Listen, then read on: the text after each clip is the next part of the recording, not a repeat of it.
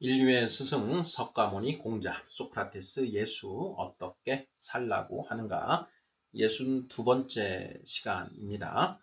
성령 받는 방법이라는 소제목 하에 3개의 질문으로 구성되어 있습니다. 자, 질문을 먼저 읽어보도록 하겠습니다. 1번 성경은 하나님의 거룩한 영인 성령은 죄인의 몸에는 들어올 수 없다고 합니다.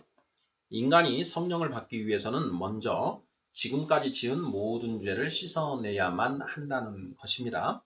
인간이 자신의 죄를 모두 씻어낼 수 있는 방법이 있을까요? 하는 질문이고요. 2번 성경은 하나님이 타락한 인간들이 성령을 받아 온전해질 수 있는 방법을 계획해 두셨고 이를 실행에 옮기셨다고 합니다. 그것이 무엇인가요? 하는 질문입니다. 자, 3번 성경은 하나님의 말씀, 즉 성자 하나님이 인간의 육신을 입고 이 땅에 오셔서 십자가에서 대신 죽으심으로써 인간이 자신의 죄를 씻어내고 성령을 받을 수 있는 길을 열어주셨다고 기록하고 있습니다. 성경은 사람이 성령을 받으려면 어떻게 해야 한다고 하나요? 이렇게 해서 모두 3개의 질문입니다. 네, 지금 최근 몇 회에 걸쳐서 이 성부, 성자, 성령이라고 하는 개념에 대해서 살펴보고 있습니다. 이 기독교의 기독교 이 성경을 읽어봤을 때 가장 이해가 안 되는 부분이 바로 예수님이 하나님의 아들이다라고 하는 이제 부분하고 이 성령이라고 하는 그 존재입니다. 너무나 생소한 것이죠. 성자, 성령이라고 하는 부분요. 그래서 이 개념을 우리가 알지 못하면 이 성경의 내용을 온전히 이해할 수가 없습니다. 그래서 지금 몇 번에 걸쳐서 이 내용에 대해서 살펴보고 있습니다. 자, 1번부터 문제를 통해서 그 내용 살펴보도록 하겠습니다. 1번. 성경은 하나님의 거룩한 영인 성령은 죄인의 몸에는 들어올 수 없다고 합니다. 인간이 성령을 받기 위해서는 먼저 지금까지 지은 모든 죄를 씻어내야만 한다는 것입니다. 인간이 자신의 죄를 모두 씻어낼 수 있는 방법이 있을까요? 없을까요? 하는 그런 질문입니다. 하나님, 성경에서 이 하나님은 지극히 거룩하신 존재, 거룩한 존재라고 이렇게 표현이 되고 있습니다. 사실 거룩이라는 이 표현조차도 우리에게 이제 좀 생소한 그런 표현이지요. 뭐 영어로 거룩, holy라는 이제 holiness 이런 표현을 쓰는데요. 거룩이 도대체 뭔가? 거룩이 도대체 어떤 것을 거룩하다고 하는가? 이것도 사실 거룩이라는 말을 우리가 일상생활 속에서 거의 사용을 하지 않고, 그리고 또 그렇기 때문에 거룩이 도대체 무슨 뜻이지? 설명을 해보라고 하면 거룩이라는 걸 이렇게 설명하기도 굉장히 어렵습니다. 자, 그런데 성경은 이 하나님이 거룩하신 분이다. 라는 걸 이제 아주 반복해서 표현을 하고 있다라는 것이죠. 자, 반면에, 성경은 이 인간이, 원죄를 가지고 태어난 그런 존재다. 원죄를 가지고 태어난 죄인들이다. 이렇게 본다라는 것이죠. 아담과 하와가 에덴 동산에서 선악을 알게 하는 나무의 열매, 즉 선악과를 먹음으로써 원죄라는 것이 생겼다라고 그랬죠. 그 원죄는 다름이 아니라 사람이 각자 스스로 자기 생각과 가치관을 기준으로 옳고 그름을 판단하는 것, 이게 원죄라고 했습니다. 그래서 그 원죄를 가지고 태어난 인간은 바로 그 자체로 죄인이다라는 것이죠. 누구에 대해서 죄인이냐? 하나님에 대해서 죄인이다. 왜 그런가? 이 세상의 옳고 그름을 종국적으로 판단하시는 분은 하나님이시다. 그 권한을 가지고 계시고 그 권한을 집행할 수 있는 분은 오직 하나님밖에 없다. 그런데 인간이 그 하나님을 제껴놓고 하나님을 제껴놓고 스스로 옳고 그름을 판단하니 바로 하나님 앞에 죄인이다. 그 자체로 죄인이다라는 것이죠. 그 원죄를 가지고 태어나는 그 자체가 바로 죄인이다라는 것입니다. 자, 그뿐만 아니라 그 원죄를 가지고 태어난 우리 그 인간은 점점 이제 그 자라나면서 숱한 죄들을 짓는다라는 것이죠. 그 원죄가 모든 죄의 근본이 되고 거기로부터 이제 수많은 뭐 수천 수백 가지의 그 죄들이 있는 것이지요. 그 죄들을 원죄의 아들 되는 범죄다라고 해서 자범죄, 원죄로부터 비롯된다라고 해서 아들 자자를 써서 자범죄라고 한다는 것도 우리가 이미 이제 살펴보았습니다. 자, 우리는 그래서 죄인입니다. 지금 이제 우리 시청자분들 중에서 나는 지금까지 태어나서 지금까지 죄를 지은 적이 단 한 번도 없다 하시는 분이 혹시 계신지요? 예. 거짓말 하는 것도 죄지요. 예. 그리고 뭐 이런 거짓말, 누구를 때리는 것도 폭행죄, 죄입니다. 예. 자, 그런 또 남의 물건을 이렇게 내 것이 아닌 것을 가져오는 것도 죄죠. 점유이탈물 횡령죄, 절도죄. 예.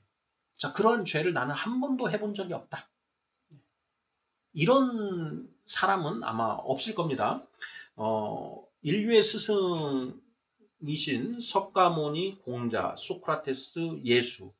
자, 석가모니, 공자, 소크라테스 이분들도 분명히 살아오는 그 과정에 죄를 지었을 것이다 라는 것이죠.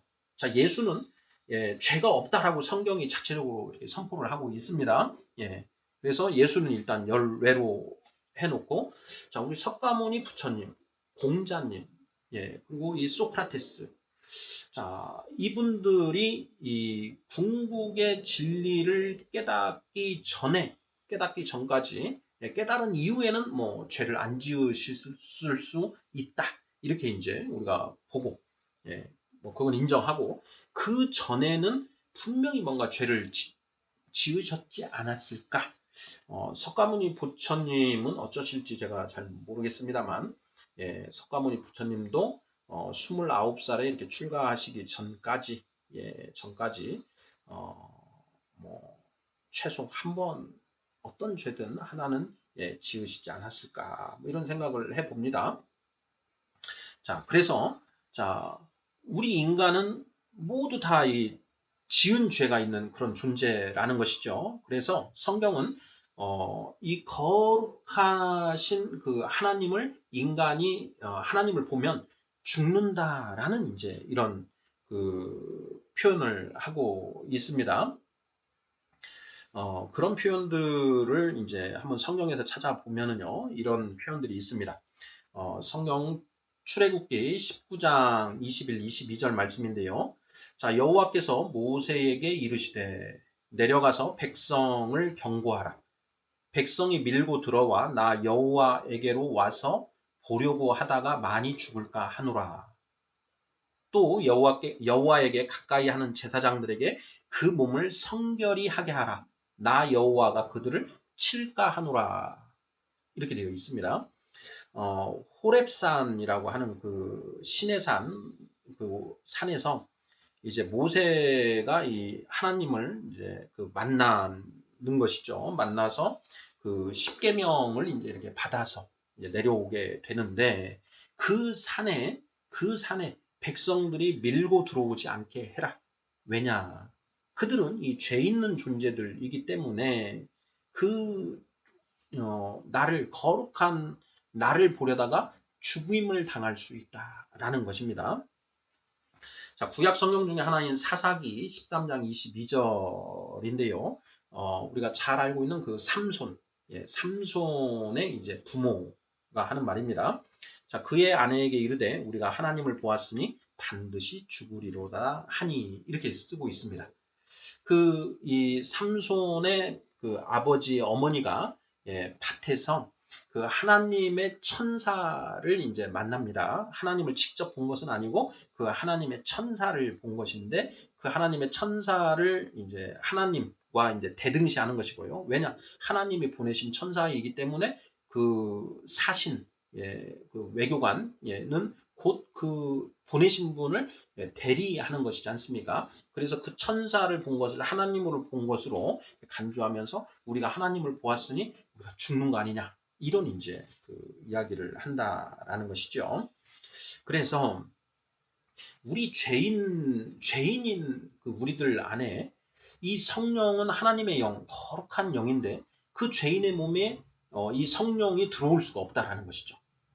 죄인이기 때문입니다. 그래서 인간이 성령을 받기 위해서는 먼저 지금까지 지은 모든 죄를 씻어내야만 한다. 이것이 이제 전제가 되는 것이지요. 자, 1번 문제입니다. 인간이 자신의 죄를 모두 씻어낼 수 있는 방법이 있는가 하는 것입니다. 제가 저도 지금까지 수많은 죄를 지어 왔습니다. 많은 죄를 지었죠. 거짓말도 어려서 숱하게 했고, 저 아버지 이렇게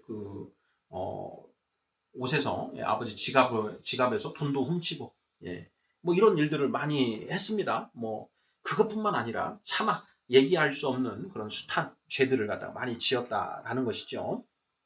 자, 그런데 그렇게 그 지은 그 죄들을 내가 모두 다 그 죄로부터 벗어날 수 있을까?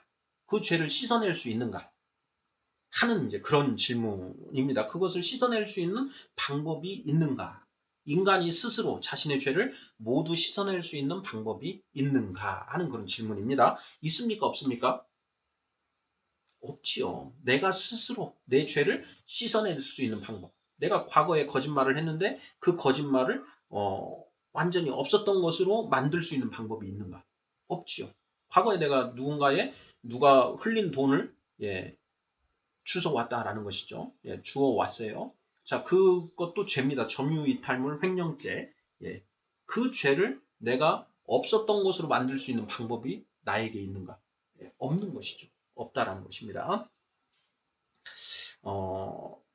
이제 유대인들, 구약시대의 그 유대인들은 이제 모세를 통해서 율법을 받았는데요. 그 유대인들은 이 죄를 씻어내는 방법이 있었습니다. 자, 어떤 방법이 있냐?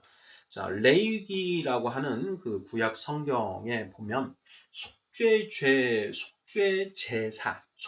제사라는 게 있었습니다.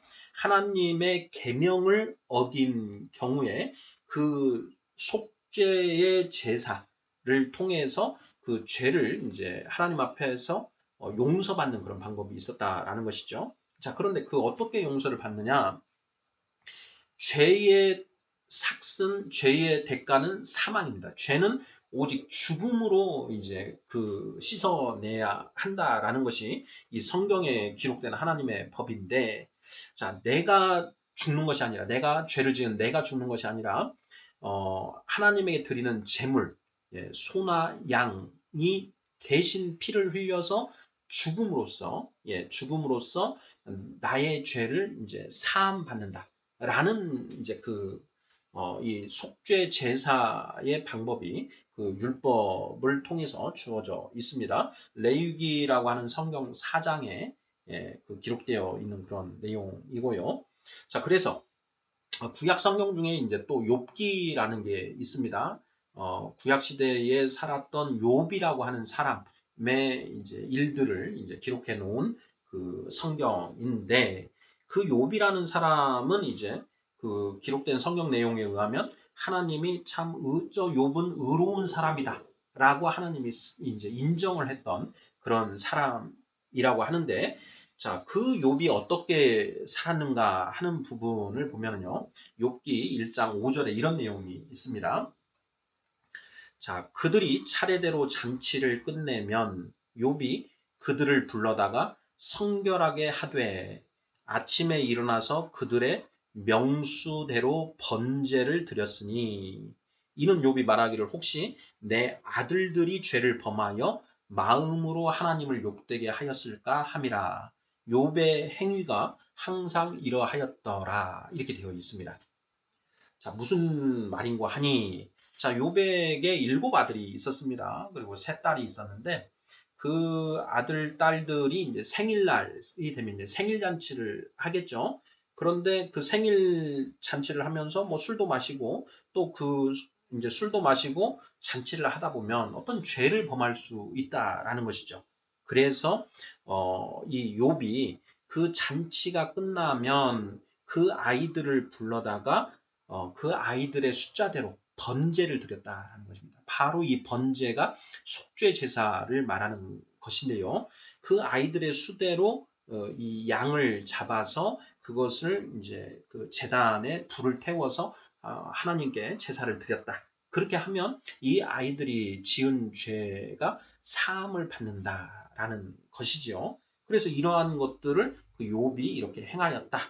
그래서 그 욥이 하나님 보시기에 의롭다는 이제 그런 칭함을 받았다라는 것이 이제 성경에 기록되어 있다라는 것이죠. 자, 이런 방식, 이거는 이제 그 하나님이 모세를 통해서 자, 너희가 죄를 지으면 이런 방법을 통해서 너희의 죄를 사함받을 수 있다 하는 이제 그런 법을 이제 그 주셨기 때문에 그 방법으로 하나님 앞에서 이제 죄를 씻어내는 이제 그런 방법이 되는 것인데요. 자, 이것 외에 자, 인간이 자신의 죄를 스스로 씻어낼 수 있는 방법이 있는가 하는 그런 질문인 것입니다. 답은 없다라고 답하면 맞지 않을까 싶습니다. 자, 성경에서 이렇게 한다는 성경의 내용이 이런 레파토리가 이렇다는 것입니다. 자, 이번 문제 보겠습니다. 자, 성경은 하나님이 타락한 인간들이 성령을 받아 온전해질 수 있는 방법을 계획해 두셨고 이를 실행에 옮기셨다고 합니다. 그것이 무엇일까요? 그것이 무엇인가요? 하는 그런 질문입니다. 자, 성경에는 자, 하나님이 자, 이렇게 죄 많은 이 인간들이 성령을 받아서 온전해질 수 있는 방법을 이제 사전에 계획해 두셨고, 그리고 또 이것을 실질적으로 지금 이제 실행하고 계신다라고 이제 그 이야기하고 있습니다. 자, 그것이 무엇인가 하는 그런 질문입니다. 사실은 이것이 이제 이 성경을 관통하고 있는 그 핵심 중의 핵심이라고 할 수가 있겠는데요. 자, 이것과 관련해서 신약 성경 로마서 3장 23절부터 26절 부분이 바로 이것을 정확하게 기술한 그런 내용이 아닌가 싶습니다. 한번 읽어보도록 하겠습니다. 로마서 3장 23절부터 26절까지 기록되어 있는 내용입니다. 읽어보겠습니다. 자, 모든 사람이 죄를 범하였음에 하나님의 영광에 이르지 못하더니 그리스도 예수 안에 있는 속량으로 말미암아 하나님의 은혜로 값없이 의롭다 하심을 얻은 자 되었느니라. 이 예수를 하나님이 그의 피로써 믿음으로 말미암는 화목제물로 세우셨으니 이것은 하나님께서 길이 참으시는 중에 전에 지은 죄를 간과하심으로 자기의 의로우심을 나타내려 하심이니 곧 이때에 자기의 의로우심을 나타내사 자기도 의로우시며 또한 예수 믿는 자를 의롭다 하려 하심이라. 이렇게 기록되어 있습니다. 좀 뭐 표현이 우리 뭐 구한말 이때의 이제 그 언어 표현으로 되어 있어서 좀 다소 생소하게 느껴지는데요. 요지는 어렵지 않습니다. 간단합니다. 자, 모든 사람이 죄를 범하였다. 자, 이미 우리가 이 세상에 죄를 짓지 않고 사는 사람은 없다라는 것을 이렇게 봤습니다. 그래서 모든 사람이 죄를 범하였기 때문에 하나님의 영광에 이르지 못하였다. 하나님의 그 거룩하심에 우리 인간이 도저히 다가갈 수가 없었다라는 것이죠. 모든 사람이 죄를 범하였음에 하나님의 영광에 이르지 못하더니 자, 그런 상태였는데 자, 그리스도 예수 안에 있는 속량으로 말미암아 그리스도 예수가 이 세상 죄를 대신 지고 십자가에서 죽었다. 그걸 이제 속량이라고 하는 것이죠. 대신 죽었다. 이 세상 모든 사람들의 죄를 대신 주고 죽음으로 말미암아 하나님의 은혜로 값없이 의롭다 하심을 얻은 자 되었느니라. 그러니까 이 예수 그리스도를 믿고 믿은 자들, 이런 예수가 그리스도임을 믿은 자들은 십자가에서 예수가 이 세상의 죄를 모두 지고 죽었기 때문에 그 예수를 믿으면 구원받을 수 있다라는 그 믿음을 가진 사람들, 믿은 사람들은 하나님의 은혜로 값없이 의롭다 하심을 얻은 자 되었다.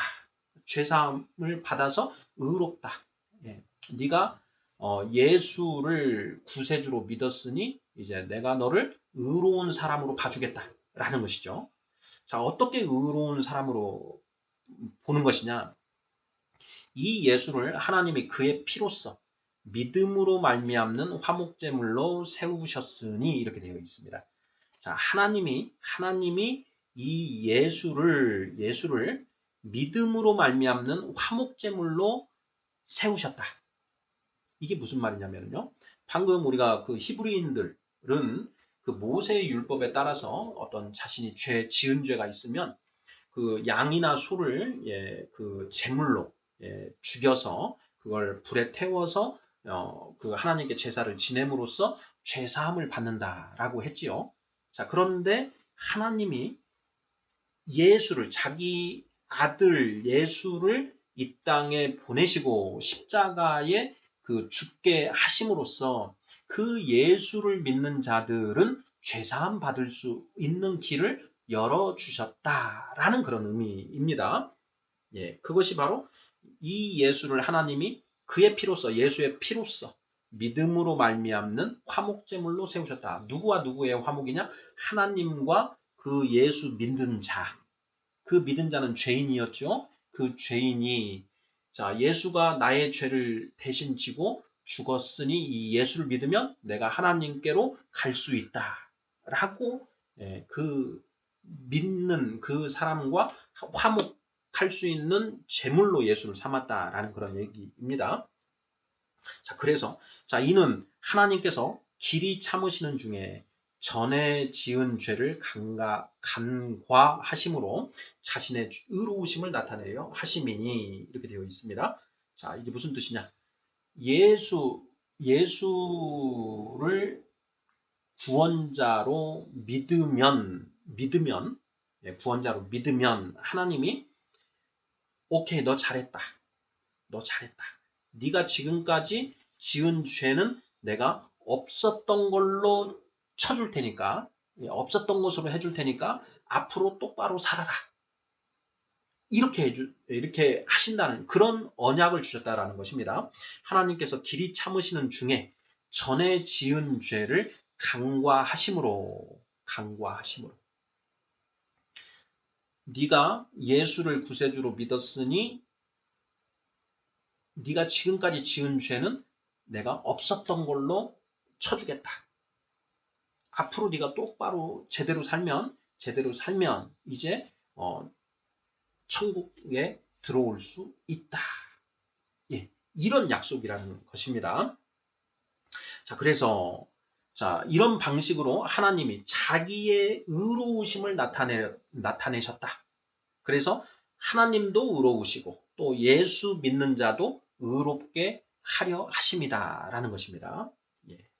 자, 이렇게 하나님이 자신의 아들을 십자가에서 화목제물로 죽게 하심으로써 사람들이 죄사함을 그 예수를 그리스도로 믿은 자는 지나간 죄를 다 없었던 것으로 죄를 씻음 받을 수 있게 해주셨고 죄가 다 씻어졌으니까 내가 이제 의인이 되는 것이죠. 일시적인 의인이 되는 것입니다. 그러면 그 의인이 되었기 때문에 하나님의 거룩한 영인 성령이 이제 들어갈 수 있게 된다라는 것이죠. 죄인이었던 내가 예수 그리스도를 믿음으로써 그 지금까지 지었던 그 죄가 용서함을 받는 것이고요. 죄가 다 용서되었으니까 이제는 그 의인이 된 것이라는 것입니다. 일시적인 의인이 된 것이죠. 자, 그 의인이 된 상태에 하나님의 성령이 이제 들어갈 수 있다. 라는 이제 그런 이것을 하나님이 계획하셨고 이것을 실행에 옮기셨다. 라는 것입니다. 자, 이러한 맥락으로 답을 하면 2번에 대한 정답이 되겠습니다. 자, 마지막 3번 문제입니다. 성경은 하나님의 말씀, 즉 성자 하나님이 인간의 육신을 입고 이 땅에 오셔서 십자가에서 대신 죽으심으로써 인간이 자신의 죄를 씻어내고 성령을 받을 수 있는 길을 열어주셨다고 기록하고 있습니다. 자, 성경은 사람이 성령을 받으려면 어떻게 해야 한다고 하나요? 방금 이제 설명한 내용이 이제 압축해서 이제 기록이 되어 있고요. 자, 성경은 사람이 성령을 받으려면 어떻게 해야 한다고 하나요? 자, 이 부분에 대한 것을 사도행전이라고 하는 신약성경 2장 38절부터 41절에 기록이 되어 있습니다. 읽어보도록 하겠습니다. 베드로가 이르되 너희가 회개하여 각각 예수 그리스도의 이름으로 세례를 받고 죄사함을 받으라.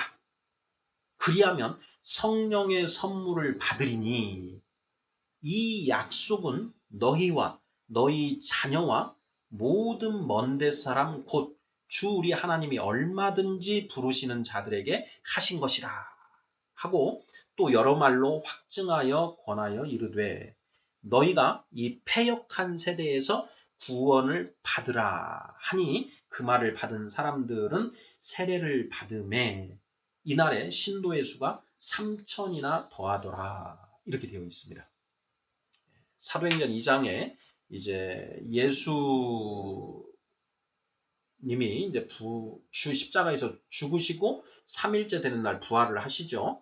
자, 그리고 부활하신 그 예수님이 이 제자들과 40일을 있다가 이제 하늘로 구름을 타고 올라가셨다 이렇게 기록이 되어 있습니다. 그때 이제 그 예수님이 제자들에게 자, 너희는 이 예루살렘을 떠나지 말고 성령이 임할 때까지 기다려라 이렇게 이제 명령하십니다. 그래서 이 제자들이 그 예루살렘에서 기도하면서 그 성령의 임재를 기다리지요. 자, 그랬는데 이제 오순절 때 그 성령이 이제 이 제자들에게 임한다라는 것입니다. 성령이 제자들에게 내려왔다.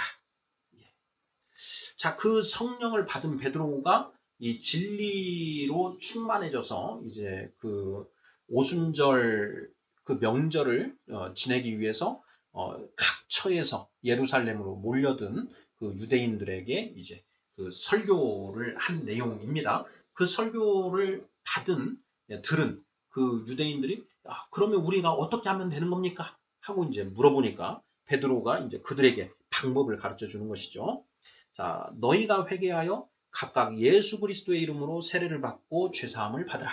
그리하면 성령의 선물을 받으리라.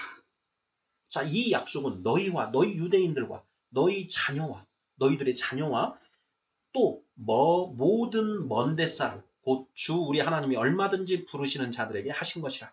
그러니까 유대인들뿐만 아니라 이방인들에게도 이 약속을 주셨다. 이런 이야기죠. 그래서 그 말을 들은 그 예루살렘에 모여든 그 유대인들, 그 중에 이방인들도 있었겠죠. 유대인들과 이방인들이 그 베드로의 말에 따라서 회개하고 예수 그리스도의 이름으로 세례를 받았다라는 것이죠. 그래서 그날 3천 명이나 신도의 수가 더해졌다라는 그런 이제 그 내용인 것입니다. 자, 성경은 사람이 성령을 받으려면 어떻게 해야 한다고 하나요? 자, 회개하여 예수 그리스도의 이름으로 세례를 받으면 된다라고 얘기를 하는 겁니다. 성경이 그렇게 이야기하고 있다라는 것입니다. 이것이 우리 믿지 않는 사람들에게는 굉장히 생소하게 느껴지죠. 완전히 들어보도 못한, 듣도 보도 못한 그런 이제 방법이 이 성경에 기록되어 있다라는 것입니다. 그래서 우리 그 한국인들, 유교, 불교 이런 것에 이제 익숙하지만 이 기독교는 굉장히 이제 생소하고 그 내용을 들어보지도 못한 경우에는 정말 이런 말은 정말 이렇게 생뚱맞게 이렇게 들리는 것이고 무슨 얘기인지 이해하기도 어려운 그런 내용이다라는 것이죠. 자, 예수는 성령 시대를 열었다. 성경은 말하기를 모세는 율법 시대를 열었고 예수는 성령 시대, 만인 성령 시대, 누구나 성령을 받을 수 있는 그 시대를 열었다. 이렇게 이제 성경이 이야기하고 있는데요. 예수는 본인은 뭐라고 말했는가 하는 부분 짚어보고 끝내도록 하겠습니다. 요한복음 16장 7절, 8절에 기록된 내용입니다. 예수님이 하시는 말씀입니다. 자, 내가 너희에게 실상을 말하노니 내가 떠나가는 것이 너희에게 유익이라. 내가 떠나가지 아니하면 보혜사가 너희에게로 오시지 아니할 것이요. 가면 내가 그를 너희에게로 보내리니 그가 와서 죄에 대하여 의에 대하여 심판에 대하여 세상을 책망하시리라. 여기에 보혜사 그는 성령을 가리킵니다. 하나님의 영, 성령. 자, 이 성령이 와야만 너희가 비로소 구원받을 수 있다. 그러니 이 성령이 오려면 내가 하나님께로 가야 된다. 그래서 내가 하나님께 자 이제 예수 그리스도 믿는 자들에게 아버지의 영을 그들에게 허락하여 부어주시옵소서 하고 강구하실 거다. 이런 얘기를 하는 거죠. 예. 그래서 내가 떠나가는 것이 너희에게 유리하다. 내가 떠나가는 것이 너희에게 유익하다. 이렇게 이제 말씀하시는 것이죠. 자, 성령이 오는 게 왜 중요하냐? 성령이 와야만 죄가 무엇인지, 의가 무엇인지, 심판이 무엇인지 너희로 깨닫게 해주신다라는 것입니다.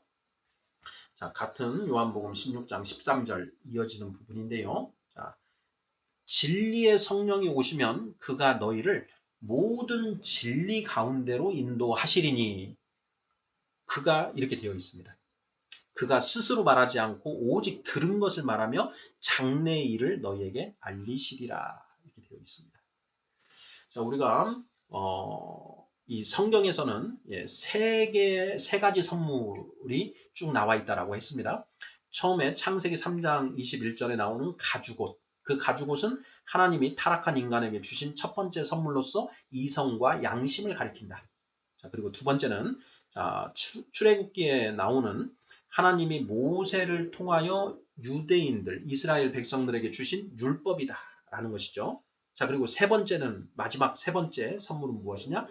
예수 그리스도를 믿은 사람들에게 예수 그리스도를 통하여 그 예수 그리스도 믿는 사람들에게 주시는 성령이라는 것입니다. 그래서 이성과 양심, 그리고 하나님의 그 말씀인 율법, 그리고 하나님의 영인 성령. 자, 이 세 가지의 선물에 의해서 인간이 비로소 진리를 알 수 있게 된다라는 것이죠. 진리. 그 진리를 알게 됨으로써 구원을 받을 수 있게 된다라고 이야기하는 게 이 성경의 그 핵심 요지가 되는 것이고요. 그 마지막 세 번째 선물인 그 성령이 그만큼 중요하다라는 것입니다. 이 성령을 받아야만 진리 가운데로 들어갈 수 있다라는 것이죠. 그래서 우리가 성경을 이해하는 데 있어서 이 성령이 무엇인가라는 이런 원리를 모르면 성경을 아무리 읽어도 이게 무슨 소린가 이렇게 된다라는 것이죠. 그래서 이 부분들 살펴보고 있는 것입니다. 자, 인류의 스승 석가모니 공자 소크라테스 예수 어떻게 살라고 하는가? 예수는 두 번째 순서로 성령 받는 방법에 대해서 살펴보았습니다. 자, 방법은 회개하여 예수 그리스도의 이름으로 세례를 받으면 된다. 그러면 성령을 받게 되고 그 성령을 통해서 우리가 진리를 알게 되고 구원받을 수 있다라는 그런 내용이다라는 것입니다. 네, 감사합니다.